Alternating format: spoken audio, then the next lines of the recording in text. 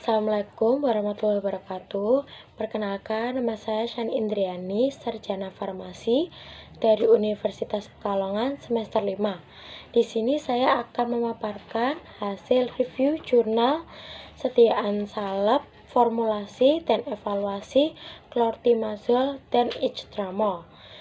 Nah, itu bertujuan untuk merumuskan setiaan salep yang berbeda basisnya, yang konsistensinya baik, difusinya baik, antiseptik dan anti jamur.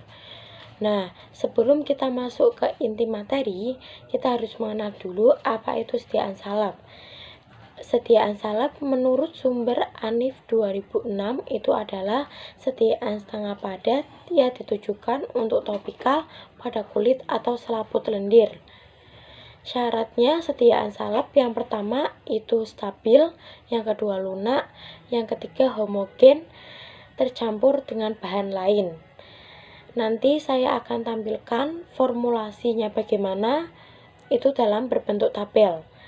Nah, formulasi setiaan salep, clotrimazole dan ictramol pada kelompok A yang pertama itu ada clotrimazole yang berfungsi untuk mengatasi infeksi jamur seperti pada vagina, panu dan lain-lain. Yang kedua itu ada ictamol. Ictamol itu sebagai antiseptik. Yang ketiga ada asam borat.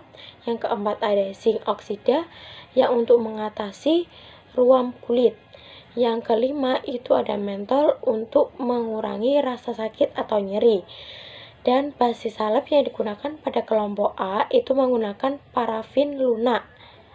Nah, parafin lunak ini merupakan golongan hidrokarbon, basis hidrokarbon yang lama sekali bila melekat atau kontak dengan kulit. Jadi basisnya itu bagus. Terus yang keenam itu ada metil dan propil. Itu digunakan sebagai bahan pengawet. Kenapa menggunakan dua kombinasi bahan pengawet? Karena di dalam formulasi setiaan salep tersebut terdapat pelarut berupa aqueous sehingga untuk mencegah kontaminasi silang. Dan yang ketujuh itu ada triethanolamin untuk buffer pH. Yang terakhir atau kedelapan itu propilen glikol yang berfungsi untuk mempertahankan kandungan air. Dan selanjutnya kita akan membahas cara pembuatan setiaan salep, clotrimazole dan ictamol. Pada kelompok A itu yang pertama itu membuat fase air dengan cara dileburkan bahan-bahan. Yang pertama ada clotrimazole, ictamol, asam borat, zinc oxide dan mentol itu dileburkan dalam cawan porselen menggunakan kompor listrik dan juga sambil diaduk menggunakan batang pengaduk hingga tercampur semua homogen. Terus selalu didinginkan dan disisihkan. Yang kedua itu membuat fase air dengan cara basis parafin lunak dicampur dengan alkohol itu lalu dileburkan di atas cawan porselen menggunakan kompor listrik sambil diaduk juga lalu didinginkan dan sisih. Terus yang ketiga itu ada dilarutkan metil paraben dan propil paraben menggunakan triethanolamin dan propilen glikol. Nah, itu nanti setelah dilarutkan semuanya sudah homogen semua, fase air dan fase minyak itu dicampur jadi satu sedikit demi sedikit sambil diaduk menggunakan batang pengaduk di dalam mortir, terus diaduk hingga homogen. Terus yang tadi sudah dilarutkan itu dimasukkan ke dalam mortir sedikit demi sedikit hingga terbentuk setiaan salep. Nah, untuk cara pembuatan kelompok kedua sama, tetapi yang berbeda hanyalah kalau yang tadi menggunakan basisnya parafin lunak dengan alkohol. Kalau ini menggunakan parafin keras, cair, dan lilin mikrokristalin. Terus kita akan melanjutkan ke tahap evaluasi setiaan salep. Dan yang pertama itu ada uji keseragaman bobot itu bertujuan salah satu indikator homogenitas formula. Itu syaratnya dalam jurnal sudah memenuhi syarat untuk kelompok A dan B. Terus yang kedua ada diameter bola. Diameter bola ini bertujuan untuk mengukur partikel pada setiaan salep tersebut. Nah, syaratnya menurut jurnal farmasi itu ada 3-5 mm.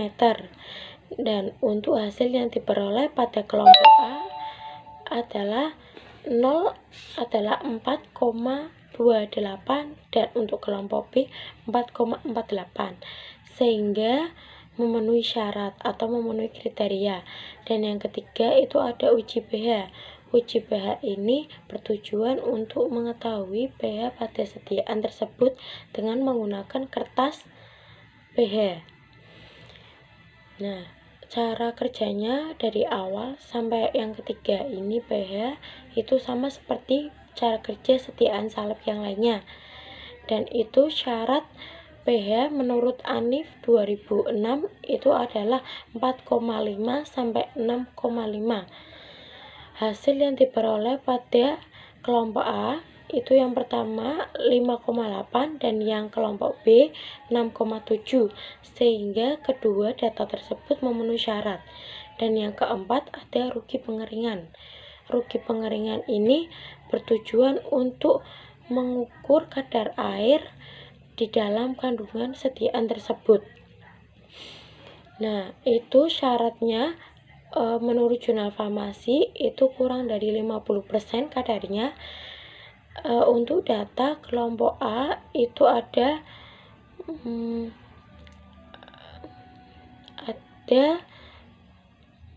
37% dan yang kelompok B ada 41%, sehingga kedua data tersebut memenuhi syarat.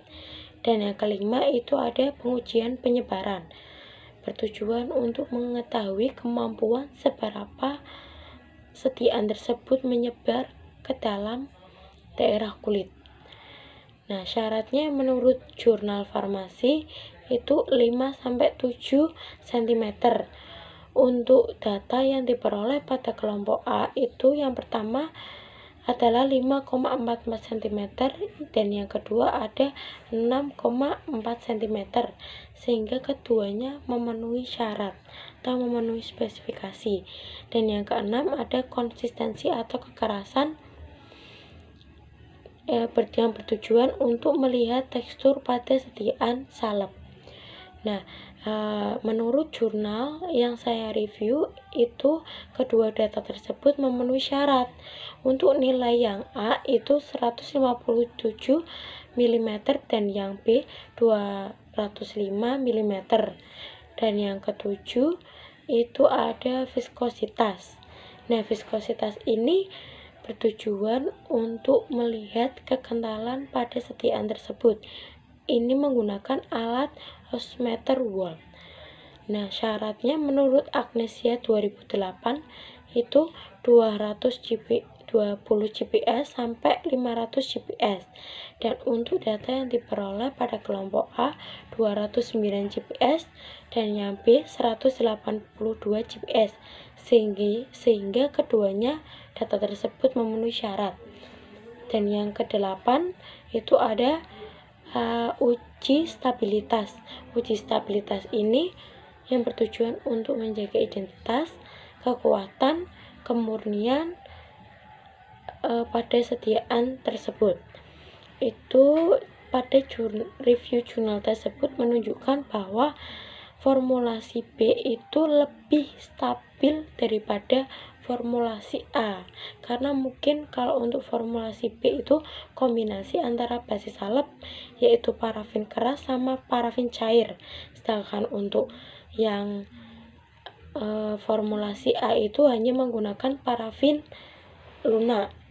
Dan yang terakhir ada pengujian mikrobiologi, ini menentukan dapat menghambatnya bakteri Staphylococcus dan Escherichia coli ataupun seperti bakteri jamur, yang bertujuan untuk melihat bagaimana bakteri tersebut hidup dan bagaimana bakteri tersebut itu dapat membunuhnya. Di dalam jurnal itu menyatakan bahwa untuk kelompok A dan kelompok B sama-sama bisa menghambat kedua jenis bakteri tersebut. Nah, kesimpulannya dapat disimpulkan bahwa formulasi sediaan tersebut basis yang lebih baik menggunakan pada formulasi B itu lebih stabil karena dilihat dari evaluasi sediaan tersebut daripada formulasi yang ke A. Sekian dan terima kasih tentang memaparkan hasil review jurnal formulasi sediaan salep, clotrimazole, dan icetramol. Bila ada salah kata, mohon maaf. Wassalamualaikum warahmatullahi wabarakatuh.